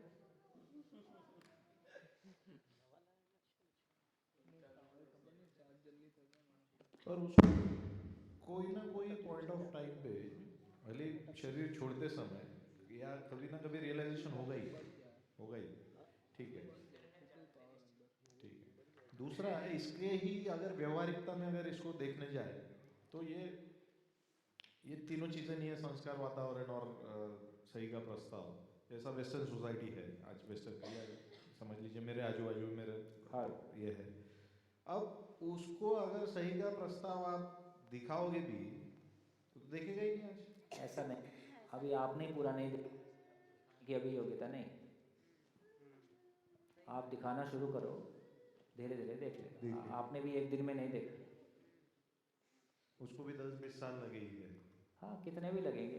तो कुल मिला के अभी वो आपको नहीं मान रहा है कि आपके पास आपका लाइफस्टाइल आपको देख के अभी वो पुराने चश्मे से ही देखेगा, इसलिए हो सकता है बाहर के लोग जल्दी देख लेंगे जो आपके कंडीशन नहीं है। इसलिए आदमी के घर में ये बहुत सौभाग्यशाली कोई परिवार या कोई कुटुंब होता है जहाँ घर में लोग साथ में चलते हैं, ये पहले की कोई कमाई है हमारी। ये तो अधिकांश अपने गांव में आपका पता सबसे लास्ट में चलता है, पहले आपका पता पूरे संसार को चलता है। सामान्य घटना ये है, सामान्य घटना यही है कि आदमी की महिमा का पता संसार को पहले चलता है, घर को बाद में चलता है, क्योंकि घर उसको उसी चश्मे से देखते आता है ना, मेरे साथ ही उठा था, मेरे साथ ही खेला था, मेरे जैसा ही तो है। वो ये स्वीकार करने में उसको कष्ट होता है कि ये मेरे से बड़ा हो गया है, उसको ये स्वीकारने में ठीक लगता है कि मेरे ही जैसा है। जब मेरे ही जैसा है तो आप उससे सीख कुछ नहीं सकते। तो अक्सर ऐसा होता है, वो दिया तले अंधेरा जैसा कहा जाता है, वो कंडीशन निकट दोष, उसको नाम दिया गया निकट दोष। तो निकट दोष की वजह से ऐसा हो सकता है, पर सबको निकट दोष तो नहीं है। इसलिए कल आपसे गिफ्ट मांगूंगा तब बताऊंगा कि इसका इलाज क्या है। पर भैया सार्वभौमता की हम अगर बात कर रहे हैं पूरे मानव जाति की, तो वेस्टर्न कल्चर में वो प्रस्ताव आप रखेंगे भी तो वो समझ ही नहीं पाएगा। वो करके देखना पड़ेगा, पहले से अनुमान ना लगाएं, निष्कर्ष ना निकालें। आपकी तैयारी पूरी हो जाए, घूम के आओ 2-4 दिन में, क्या है, ऐसे भी इतनी बार गए थे, इस बार इस काम से चले आए। और तो जितने लोग आज तक फॉरेन घूमने गए हैं, कितने लोग हैं, हाथ उठाओ जितने लोग फॉरेन घूम के आए हैं। इन सब के ऊपर फॉरेन का ऋण है ना। तो ये लोग समझेंगे और कम से कम एक शिविर वहाँ करके आएंगे। हाँ, उससे कम में जागृति नहीं होगा। शिविर करके आए तो मतलब आप भी चलेंगे कराने के लिए? हैं? हैं? आप भी चलेंगे कराने के लिए? नहीं, मैं क्यों चलूँगा, मैं गया ही नहीं, मैं गया ही नहीं। कुछ प्रश्न है भैया? आपका मेडिकल इंश्योरेंस हम है। हाँ वही तो, ऐसी सोच के मैं नहीं करा रहा हूँ, ऐसी सोच के मैं नहीं करा रहा हूँ। मैं दोस्तों को ज़रूरत होगी तो बचा लेंगे, नहीं ज़रूरत होगी चले ही जाना, ठीक है। हाँ जी। हाँ, जैसा अभी बुक में भी लिखा है और मुझे भी ऐसा लगता है कि जागृति के लिए 3 ही चीज़ है, इसको समझना बहुत ज़रूरी है। एक प्रारब्ध, सविजन और निर्विजन। हाँ। निर्विजन से ही निर्भ्रांतता तक पहुंच सकते हैं, तो इसलिए इसमें थोड़ा और डेप्थ तक जाना चाहते हैं। तो एक तो कुछ सूचनाएं मेरे पास पीछे से भी हैं, और इसकी भी जो सूचनाएं हैं उससे थोड़ा सा वो हो रहा है समझने में। जैसे योग दर्शन में ऐसा कहा गया है कि चित्त ही वो धरातल है जहाँ पूर्व स्मृतियाँ रहती हैं। तो पहला प्रश्न ये है कि क्या इसी को प्रारब्ध बोल रहे हैं, और दूसरा चित्त में वो स्मृतियाँ स्टोर होती हैं और वृत्ति के माध्यम से उस तरीके की हमारी हैबिट होती है, यानी चित्तल बनती है। एक तो ये प्रश्न है। दूसरा, जिसको हम प्रारब्ध बोल रहे हैं, तो जैसे अभी हम देखें, इसको जैसे आपने भौतिक रूप में एक्सप्लेन किया, तो जैसे हमारे अंदर गुस्सा है, क्रोध है, आवेश है, आसक्ति है, तो ये सारी भी चीज़ें हैं, क्या ये भी प्रारब्ध हैं? तो इसका इस परिभाषा से कैसे स्पष्टीकरण है, तो वो समझना है। और इसको समझ के फिर सबीजन क्या है, उसका निर्बीजन कैसे कर सकें, इसको थोड़ा डिटेल में समझना चाहता हूँ। स्वयं को शरीर मानना सबीज है और स्वयं को मानव रूप में पहचान लेना निर्बीज है। ठीक है। अब कुल मिला के हमारी जो भी स्वीकृतियां हैं कि मैं शरीर हूँ, वो तो है ही है। मैं शरीर हूँ के साथ कुछ निष्कर्ष हैं, पैसा ही सब कुछ है, पैसा कुछ भी नहीं है, दोस्त ही सब कुछ, संबंध ही सब कुछ है, या संबंध, ऐसी बहुत सारी स्वीकृतियां एक मानव की शरीर यात्रा के अंत में हो सकती हैं। जो भी ये स्वीकृतियां हैं उसकी, पॉजिटिव और नेगेटिव, जो भी उसने स्वीकार लिया, जो भी उसने स्वीकार लिया, पॉजिटिव और नेगेटिव की भाषा नहीं ले रहे हैं, जो भी उसने स्वीकार लिया, ये उसका आगे के लिए सामान बन गया, आगे की यात्रा का आधार बन गया।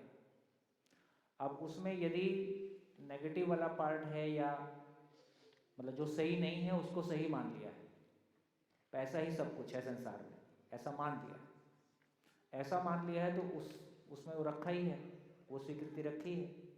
अगली शरीर यात्रा शुरू करेगा तो उस वातावरण में उसको वही पोषण मिलेगा। तो मेरी एक मान्यता भी है और उसका पोषण भी मिल गया, तो करेले पे नीम चढ़ा हो गया। अब ये दौड़ेगा लंबी दौड़। किसी का स्वीकृति है कि पैसा सब कुछ नहीं है, इसके बावजूद भी वातावरण में पैसा सब कुछ है, तो कोई उम्र में आके वो समीक्षा कर पाएगा कि ये ठीक नहीं है, तो उसको रिजेक्ट कर देगा। अंदर में चल वही रहा है जो अंदर की स्वीकृति है। मेरे भीतर जो आवाज़, मेरे भीतर जो बातचीत चल रही है, वो बाहर के किसी नगाड़े में भी दबती नहीं है। कोई कितना ही ज़ोर से चिल्लाए, यदि मैं मेरी अंदर अपने आप से बात कर रहा हूँ, मेरे को सुनाई भी नहीं देता है। तो जीवन वो चीज़ है जो अपने साथ चलता है और अपनी स्वीकृतियों के साथ, बाहर के साथ कनेक्ट होता है। तो इसका मतलब है कि जो मेरे भीतर है उसका प्रभाव सबसे ज़्यादा है। तो मेरे भीतर में जो मान्यताएं स्वीकृत हैं, उनका प्रभाव बाहर की मान्यताओं से ज़्यादा है। अब ये दोनों यदि मैच कर गई तो फिर उसी को पोषण मिल गया, पैसा ही सब कुछ है, तो उसके भीतर ये बहुत गहरी मान्यता है। अब उसकी ये कब समीक्षा होगी, कैसे समीक्षा होगी, ये आगे की दुनिया है। तो इस रूप में सबीज का मतलब है कि स्वयं को शरीर मानते हुए जो मेरे पास स्वीकृतियां हैं, ये सबीज है। स्वयं मैं शरीर नहीं हूं, लेकिन मैं क्या हूं ये पता बेशक नहीं है।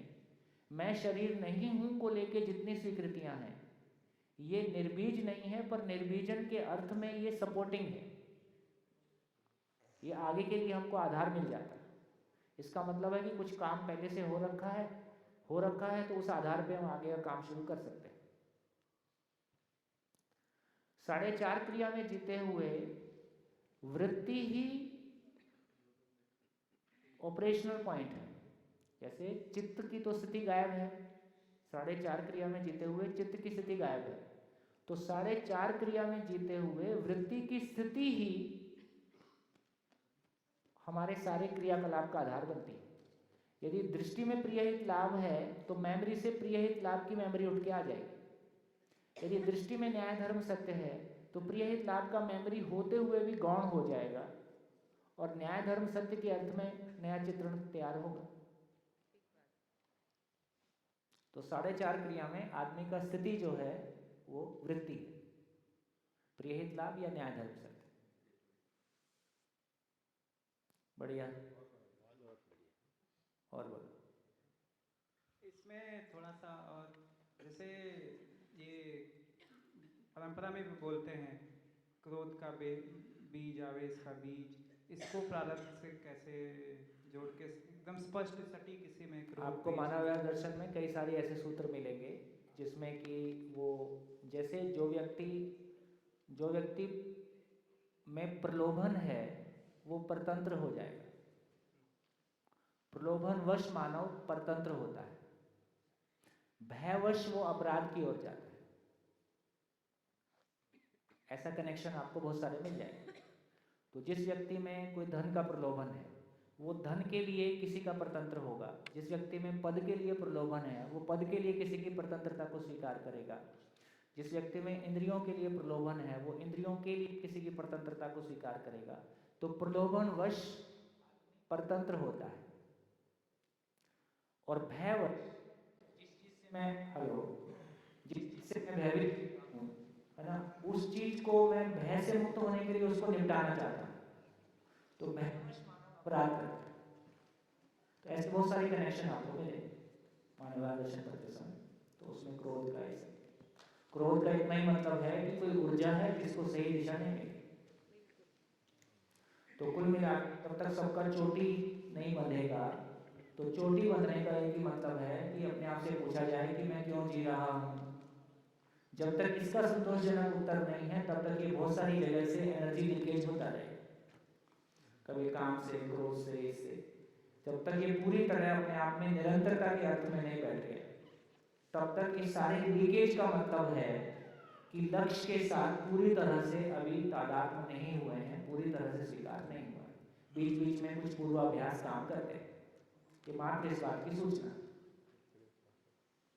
क्योंकि ये हम देखते ही हैं कि जितना हमको लक्ष्य स्वीकार हो जाता है उसी अनुपात में ये काम, क्रोध, लोभ, मैं, मदमात्सर्य और अहंकारी अपने आप उसमें डाइल्यूट हो जाता है। क्योंकि वो ऊर्जा जो इस तरफ कहीं लीकेज हो रही थी वो ऊर्जा कहीं ऊपर चैनलाइज हो गई, लक्ष्य के अर्थ में चैनलाइज हो गई। तो अपनी कल्पनाशीलता का, इसलिए सूत्र है कि कल्पनाशीलता का तृप्ति बिंदु अनुभव है, स्वानुशासन है, और कर्म स्वतंत्रता का तृप्ति बिंदु स्वराज्य। इससे कम में तृप्ति नहीं, फाइनल तृप्ति की जगह ऐसे।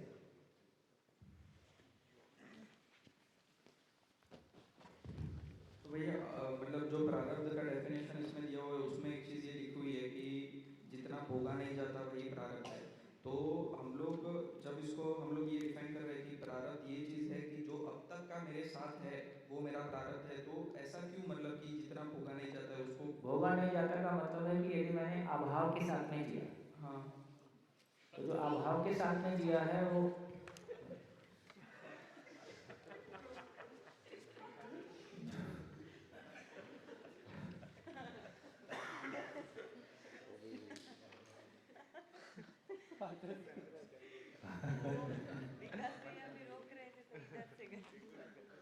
जिसको, जैसे किसी को अभाव की मानसिकता है, इस शरीर यात्रा में बहुत अभाव के साथ में चाहिए, तो अभाव जितना भौतिक रूप में झेल पाया उससे कहीं ज्यादा तो मानसिक रूप में बना ही हुआ है। जो शेष है वो उपलब्ध है। तो अभाव की मानसिकता के साथ एक व्यक्ति है, अब इसको पूरा संसार की दृष्टि में इसके नाम कर दो तो भी अभाव नहीं भरता, क्योंकि अभाव तो मानसिक फिनोमेना है। तो दूर होगा तो समझ पूर्वक दूर होगा, मानव का अध्ययन पूर्वक दूर होगा कि हाँ, शरीर की आवश्यकता, मेरी आवश्यकता, दोनों का तरीके अलग और दोनों पूरी हो सकती है, तो यहाँ से वो अभाव से मुक्त हो जाए। तो मानव का अध्ययन नहीं हो पाया, इसलिए इसको विकल्प कह रहे हैं कि एक तरफ ईश्वर का अध्ययन करने गए, एक तरफ भौतिक वस्तुओं का अध्ययन करने गए। भौतिक वस्तुओं का अध्ययन करने गए तो भी व्यक्ति परिवार से टूटा, क्योंकि भोग के लिए परिवार की आवश्यकता नहीं है या परिवार की सीमा में भोग में तृप्ति नहीं है। इधर ईश्वर पाने गए तो भी परिवार छूटा। दोनों ही जगह आदमी व्यक्तिवादी हुआ, दोनों ही जगह परिवार की आवश्यकता नहीं है, दोनों ही जगह परिवार आधार नहीं बना। इसलिए कहने कि मानव का अध्ययन होगा, मानव का अध्ययन होगा तो मानव की आवश्यकताएं श्रम पूर्वक, पुरुषार्थ पूर्वक एक दूसरे के सहयोग से पूरी हो सकती हैं, ही पूरी हो सकती हैं, तो ही ये परिवार की आवश्यकता बनेगी। तो अभी जब तक मानव धरती पे आज तक है, आज तक हमको परिवार में जीने का स्वरूप हमारे पास उपलब्ध नहीं है। या तो हम वस्तुओं के साथ में जिए हैं या ईश्वर के साथ जीने की कोशिश की है। ईश्वर के साथ जीने की कोशिश में या तो विरक्तिवादी मॉडल है या भक्ति वाला मॉडल है, भौतिक वस्तुओं के साथ संग्रह वाला मॉडल है। तो तीन टिप ऐड हो गया, एक भक्ति, विरक्ति और संग्रह, ये बरमूडा ट्रायंगल हो गया।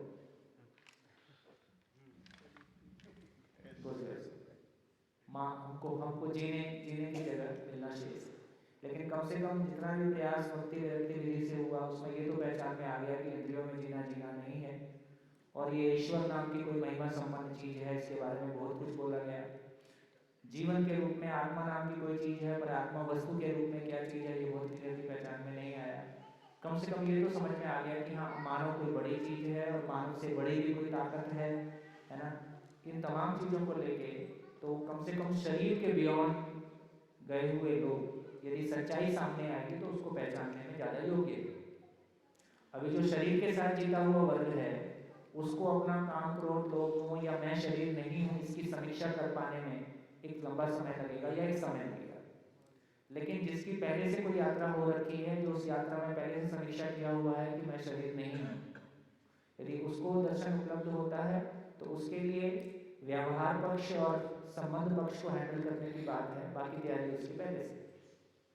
तो उस रूप में हम यात्राओं की विविधताओं को देखेंगे। तो अभी एक तरह की यात्रा हम देख रहे थे, जब एक आदमी पैसे वाला कैसे बनता है, एक आदमी पद वाला कैसे बनता है, एक आदमी सेलिब्रिटी कैसे बनता है, ये तमाम तरह की यात्राओं को हमने देखा, उनसे हम प्रभावित हुए। अब एक दूसरे तरह की यात्रा हम देखेंगे कि कितनी तरह के यात्री हो सकते हैं और जीवन जागृति की यात्रा कैसे होगी, और जीवन या जागृति की यात्रा में उसकी खुशहाली कैसी होगी, उसमें परिवार का स्वरूप क्या होगा, समाज का स्वरूप क्या होगा, राजनीति का स्वरूप क्या होगा, बाजार का स्वरूप क्या होगा, और उसमें हमारा पुरुषार्थ कैसे लगेगा, और उसमें कैसे हम एक दूसरे के पूरक होंगे। एक नई यात्रा शुरू हो रही है, उसको भी उतना ही फिजिकली, उतना ही ऑब्जेक्टिवली देखेंगे जितना ऑब्जेक्टिवली हमने अभी तक धन पद की यात्रा को और तमाम बाकी यात्राओं को देखा। तो जैसे अभी हम लोगों ने बोला कि जो अभाव में जीता है, ठीक है, तो वो उसकी मानसिकता है। तो उसको मतलब जैसे कोई चीज़ उपलब्ध भी हो गई, उसके बाद भी उसका अभाव बना ही हुआ है, कुछ नहीं फर्क पड़ा। तो मतलब जो प्रारब्ध था, तो ऐसा नहीं है कि प्रारब्ध कम हुआ, वो चीज़ उपलब्ध होने के बाद भी उसका प्रारब्ध वही बना हुआ है, क्योंकि अभाव तो मानसिक है। बिल्कुल बिल्कुल। मैंने तमाम बहुत बड़े अधिकारियों से लेके तमाम बहुत जिनके पास अकूत साधन है, उसमें बहुत गरीबी की मानसिकता को देखा, और जिसके पास बिल्कुल कोई सिक्योरिटी नहीं है वो बहुत मस्त हालत में भी देखा। इसका मतलब सारा मन का खेल, समझ का खेल, चेतना का खेल। चेतना बड़ी चीज, बहुत बड़ी दुनिया है, उसके सामने बाकी सब एकदम बहुत छोटा है। क्या वो वाकया रहा होगा जब अलेक्जेंडर है ना, उसको इंडिया आया, उसके गुरु ने कहा था कि भारत के ज्ञान को जीते हुए आदमी को लेके आया, है ना। वो देखे कि वो अलेक्जेंडर द ग्रेट, वो कौन सा सीरियल था उसमें, मैं याद, चाणक्य में था शायद, चाणक्य में, है ना। और लास्ट में उसको जब इंडिया जीत जात के वापस जा रहा होता है तो उसको गुरु की याद आती है कि गुरु ने बोला था एक आदमी जिसने भारत के ज्ञान को जिया हो, एक ब्राह्मण वहाँ से लेके आया, वो अपने आदमियों को दौड़ाता है, जाओ ये देखो। तो किसी ने बताया वो जंगल में एक फकीर है, वो रहता है और उसने जिया है, बोले उसको बुला के ला। उसके पास आदमी गया, बोले उसको अलेक्जेंडर को मेरी ज़रूरत होगी तो वो आएगा, मेरे को तो उसकी कोई ज़रूरत है। हमने जाके बताया वो ऐसा बोलता है, अब क्या करता, उसकी ज़रूरत थी तो वो चल के गया। वो चल के गया तो ऐसा सीरियल में फिल्म आया है, एक्चुअली क्या हुआ नहीं हुआ कौन जानता है। तो वो जाके वो बेचारा, वो तो अपना लंगोटी लगाया पेड़ की छाया में बढ़िया लेटा, वो जाके उसको बताता है मैं सम्राट अशोक, वो अलेक्जेंडर। तो बोले वो तो अच्छा है पर तूने मेरी धूप रोक दी, थोड़ा बाजू में हट के बात।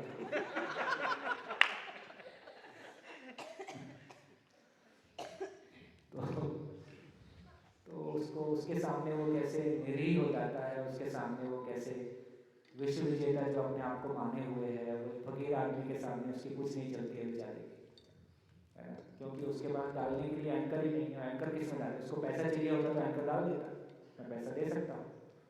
मरने का भय होता तो भी एंकर डाल देता, उसको मरने का भय भी नहीं है, पैसे की जरूरत भी नहीं है, तुम्हारे पास ऐसा कुछ नहीं है जो तुम उसको दे सको। उसने कहा तुम्हारे पास ऐसा कुछ नहीं है जो तुम उसको दे सको। उसके बाद तो ये आदमी की ताकत है, और ये हर सामान्य आदमी की ताकत है कि वो इस स्थिति को पा सके कि सामने दूसरे के पास कुछ नहीं है जो उसको दे सके। मेरी जरूरतें जितनी हैं बहुत कम है, मेरी सोचने समझने की सामर्थ्य बहुत ज़्यादा है, तो मैं तो हमेशा देने की स्थिति में हूँ। तो मानव की गरिमा यही है कि वो हमेशा देने की स्थिति में है, कॉलेज टाइम तक देने की स्थिति में, और कॉलेज के बाद हमेशा देने की स्थिति। इसलिए शादी क्या है, शादी क्या चीज है? शादी का मतलब है दो लोग मिलके इस बात की घोषणा करते हैं कि हम आने वाली पीढ़ियों को जिंदगी देने के लिए तैयार हो गए, हम देने के लिए तैयार हो गए हैं, इसका नाम शादी।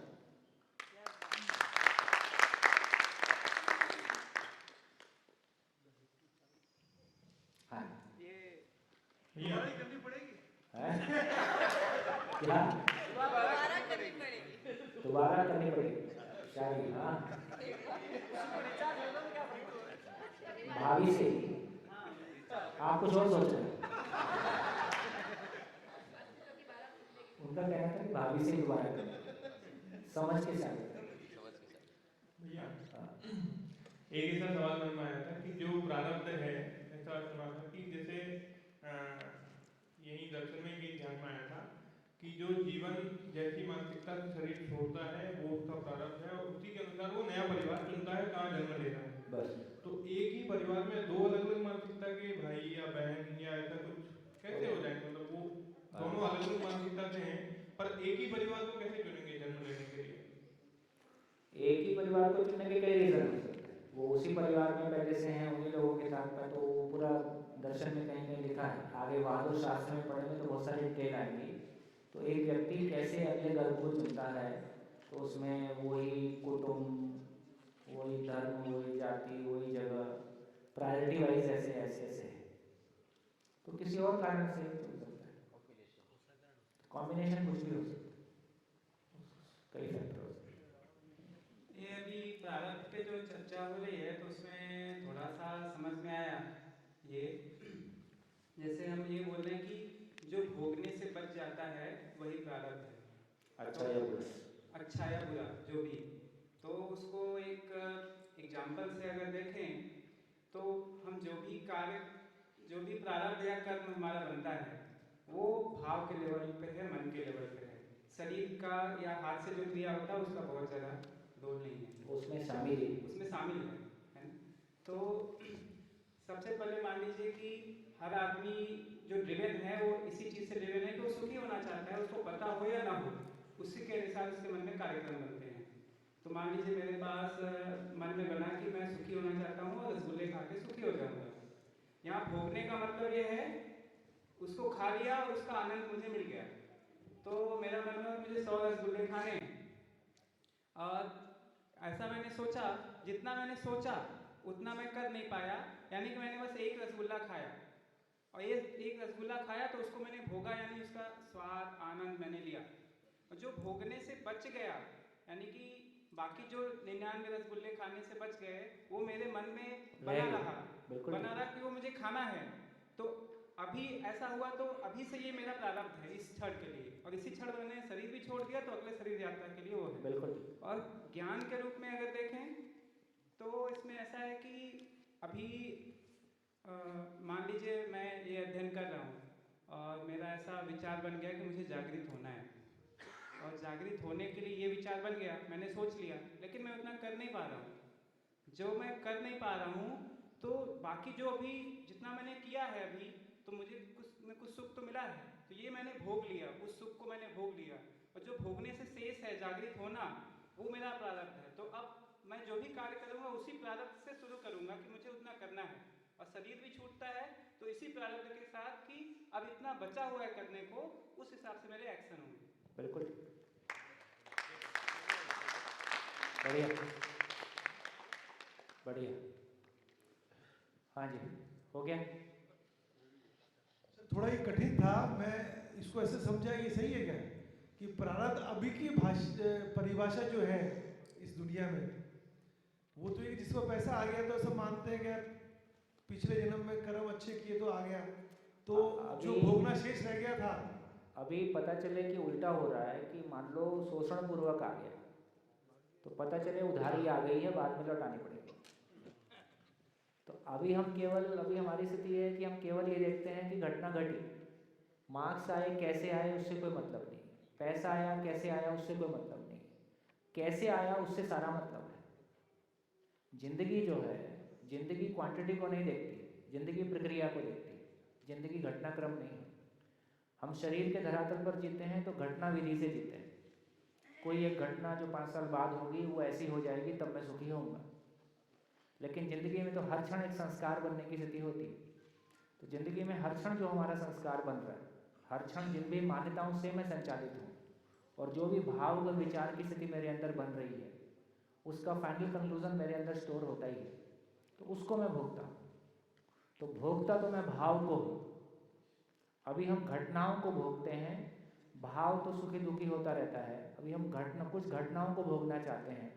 वो घटनाएं प्रिय हित लाभ की हो सकती हैं, घटनाएं किसी भी रूप में, मतलब अभी हम घटना, जब शरीर मानते हैं तो घटना विधि से जीते हैं, जब अपने आप को जीवन मानते हैं तो क्रिया विधि से जीते हैं। क्रिया विधि का मतलब है हर क्षण को जीते हैं।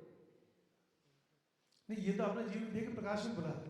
मैं कहूँ दुनिया में अभी बातचीत करते हैं, प्रारब्ध इसको बोलते हैं कि किसी को पैसा आ गया तो बोलते हैं हाँ, कि वो ठीक है। ये किस्मत थी, पिछले जन्म में वो कर्म अच्छे किए, प्रारब्ध है इसका जो भी है। और जो कि वो कि उसको मानते हैं कि पैसा आना अच्छी चीज़ है।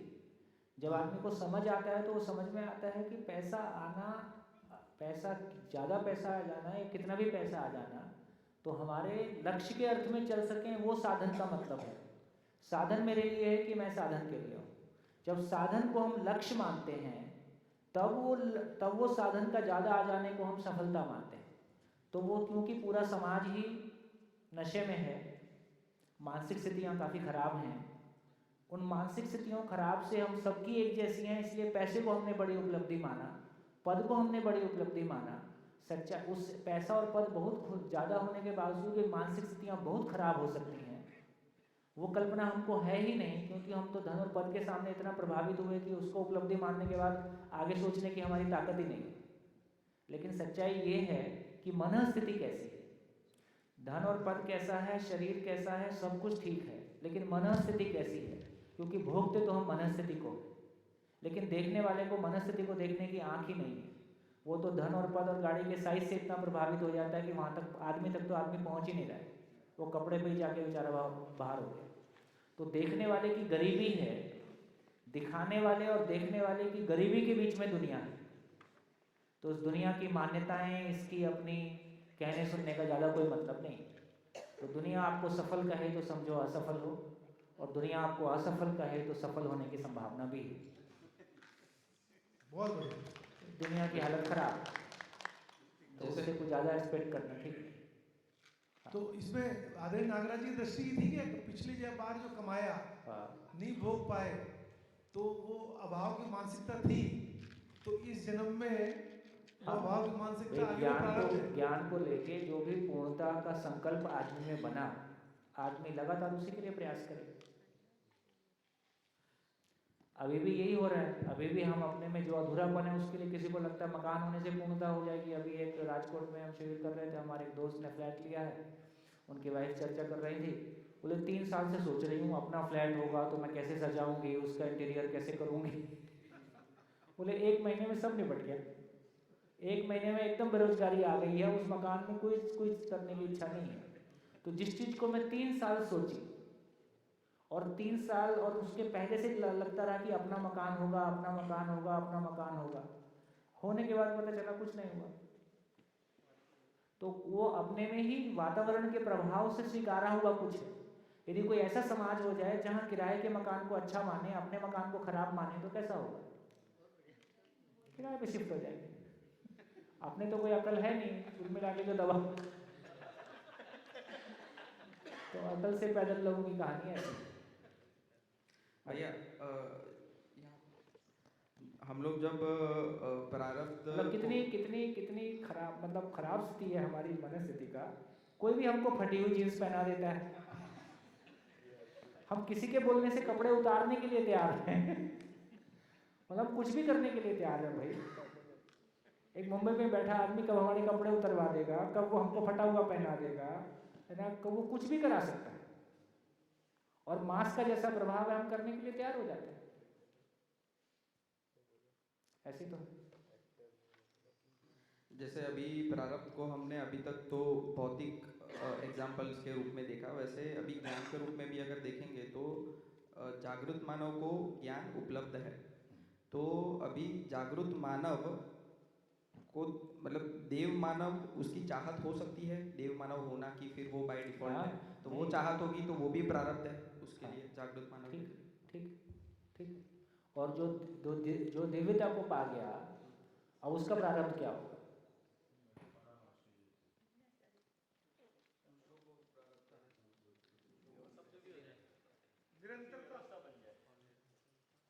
मतलब बाकी लोगों को जागृति दिलवाना, वही इसलिए उसका नाम करुणा है।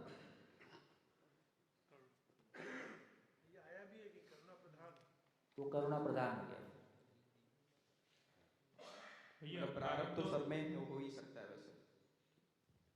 हाँ जी। प्रारब्ध और भाग्य एक ही चीज है? है? प्रारब्ध और भाग्य हाँ, ये सामूहिक होता है या इंडिविजुअल सबका अलग अलग होता है? इंडिविजुअल होता है और इंडिविजुअल का प्रभाव सामूहिक पे होता है, सामूहिक का प्रभाव इंडिविजुअल पे होता है।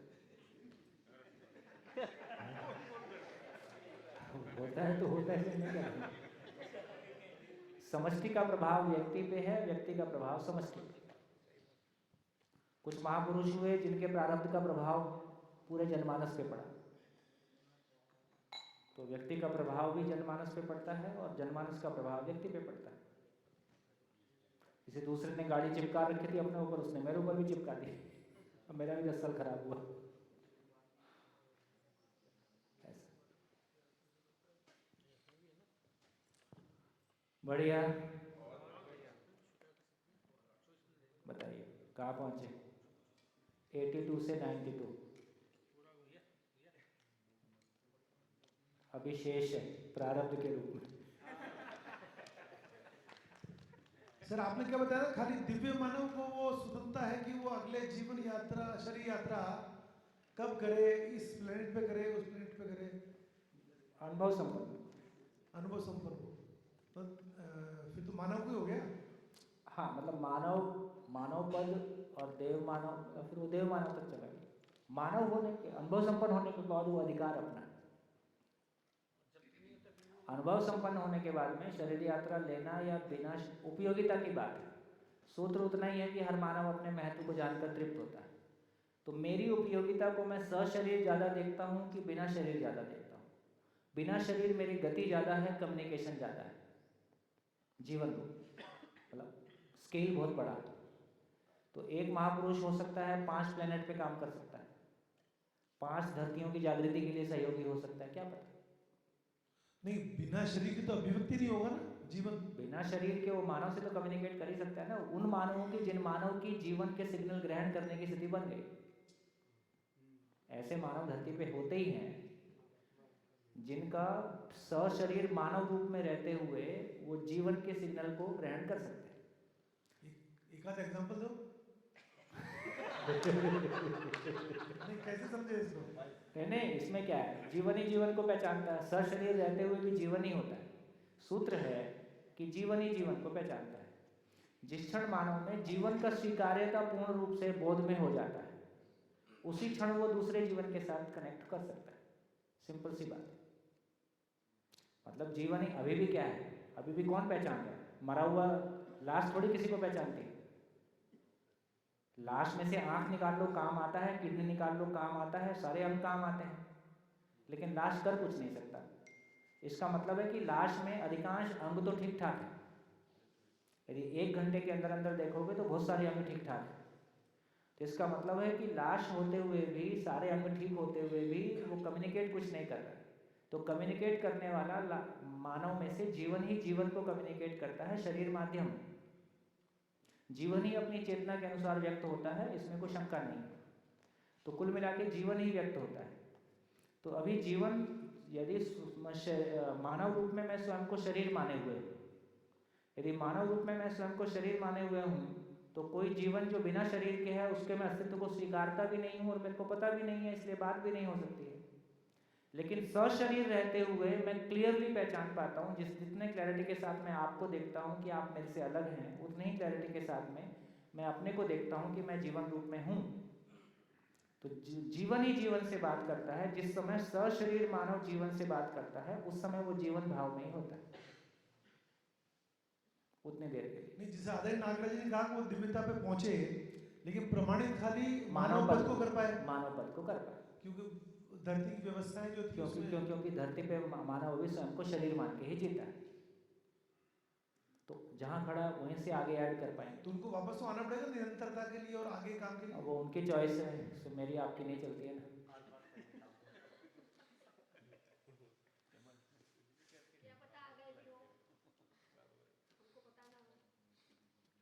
बढ़िया, और बताओ। इसमें भी है। एक मिनट अभी उनका बच्चा हो गया। आगे वाली हो गया। आगेवाल जी की इसमें बोल रहा था मैं हाँ, कि वो पूछ रहे हैं कि जैसे सशरीर जीवन बिना शरीर जीवन से कैसे बात कर सकता होगा, इसका उदाहरण। तो इसको एक ऐसा तर्क दे सकते हैं कि जैसा कोई समाधि सिद्ध मानव अनुसंधान कर रहा है, उसको जो कुछ चीज़ें दिख रही है तो उसमें बिना शरीर जीवन भी उसको हेल्प कर रहे हैं, इसलिए वो अनुसंधान हो रहा है। ऐसा भी एक हो सकता है। बिल्कुल। अभी भी सशरीर भी बहुत सारा अपने तरीके से जो भी है, तो कुल मिला के देखो अभी भी मानव के रूप में जीवन ही जीवन को सहयोग देता है। जीवन ही अपनी स्थिति के अनुसार दूसरे जीवन को सहयोग देता है। जितने भी हम भौतिक उपलब्धियों की बात कर रहे हैं वो भी जीवन की ही उपलब्धियां हैं, क्योंकि शरीर तो अपने आप में कोई श्रम करता नहीं। जीवन में ही कोई स्किल है, जीवन में ही कोई विजन है, जिस विजन से मैं एक फैक्ट्री चलाता हूँ या मैं एक काम खड़ा करता हूँ। तो कुल मिला के जितना भी भौतिक चीज़ें हैं वो भी विचार का ही प्रक्षेपण है। भाव और विचार ही वस्तु के रूप में, है ना, कन्वर्ट होता है, ऐसा नहीं कह रहा हूँ, लेकिन वस्तु को संपादित करने वाला, उसका रूप परिवर्तन करने वाला जीवन ही मानव रूप में व्यक्त होता है। तो कुल मिला के अभी भी सब कुछ जीवन और जीवन के बीच में ही है ना। और जीवन बिना शरीर के भी होता है, जीवन सशरीर, बल्कि बिना शरीर वाला काल ज़्यादा है, सशरीर वाला काल बहुत छोटा है। यदि काल की लंबाइयों की बात करेंगे तो हो सकता है वो 10% ही होता है, हो सकता है, कम ज़्यादा। ऐसा लग रहा है जैसे रहस्य की तरफ जा रहे, तो आपकी जो समझ में ना आए उसका नाम रहस्य है। जी जी, तो ऐसा आपकी शरीर यात्रा के दौरान कभी हुआ कि आपने बिना शरीर यात्रा वालों के साथ कभी संपर्क किया हो? अब इतने में ही रहस्य लग गया तो आगे बोलूँगा तो क्या होगा, इसलिए यहीं रहने दो। बता ही दो। नहीं, आपने रहस्य बोल के गलती कर दी, अब कुछ नहीं हो सकता। आप क्या कह रहे हो, जो जीवन है वो शरीर अगर ग्रहण करे दोबारा, वो समय कम है, और आपको कुछ अभी शब्द दिए जितना समय एक जीवन, शरीर तो सामान्य लॉजिक से पकड़ में आएगा ना यार, शरीर तो स्थूल चीज है। हाँ। उसकी एक निश्चित आयु है, वो भी प्लस माइनस 100 साल है। जीवन की आयु कितनी है, वो तो हमेशा है, हमेशा है। जो चीज़ निरंतर है, जो चीज़ सीमित है, उसमें रेशो क्या होगा। ठीक है, नहीं मैं खाली समझना चाह रहा हूँ आपका, मैं आपको अनुभव संपन्न मान रहा हूँ सब। ना भैया मत मानो, मैं नहीं हूँ, मैं घोषणा कर रहा हूँ। आप अपनी तरफ से क्या मानते हो, अभ्यास कर रहे हैं आप? मैं अनुभव के लिए प्रत्याशी हूँ। आप एमएलए के लिए प्रत्याशी हुए थे ना, एमपी के लिए।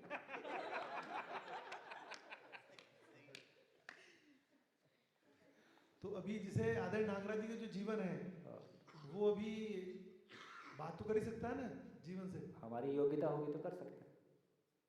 अच्छा, हमारी योग्यता होनी चाहिए। हमारी योग्यता होगी और उनका मन होगा। हमारी योग्यता होगी और उनका मन होगा। हम लोग पूछते थे आदरणीय नागराज जी से, आप तो चल दोगे, हम लोग लटक जाएंगे। तो कभी बात होगी कि नहीं होगी? तो बोलते थे हम जब चाहूँगा तब होगी। ये रईसी है भाई, महापुरुषों की रईसी। नहीं, अब जैसे वो मानव पद को प्रमाणित कर पाए तो वो भी तृप्त तो अभी नहीं हुए ना, अखंड समाज उसके वापस आ। ठीक है, तो लेकिन तृप्ति के डिजाइन में जीवन रूप में रहते हुए अपनी भूमिका को प्ले करना है या मानव रूप में रहना है। हो सकता है जीवन रूप में रह के यदि ज़्यादा मानव के लिए वो उपयोगी हो सके। शरीर की तो अपनी सीमा है, शरीर तो एक जगह में रहेगा। यदि जीवन रूप में तो असीमित गति हो गई, तो उस असीमित गति के साथ एक श्रेष्ठ जीवन रहते हुए ज़्यादा लोगों को मार्गदर्शन देने की स्थिति में है ना, तो फिर उस तरह की भूमिकाओं को स्वीकारें। हाँ चलो, वो हम कल्पना नहीं कर पा रहे हैं कि वो अगर शरीर रूप में आवे तो अखंड समाज और वो कर पाएंगे प्राकृतिक संतुलन, या वहाँ बिना शरीर रहते हुए जो आप जैसे प्रत्याशियों को गाइड करते हुए ज़्यादा तेज कर पाएंगे। ये मेरी कल्पना के ऊपर जा रहा है। ठीक है, बढ़िया, नमस्कार, फिर मिलेंगे ब्रेक के बाद।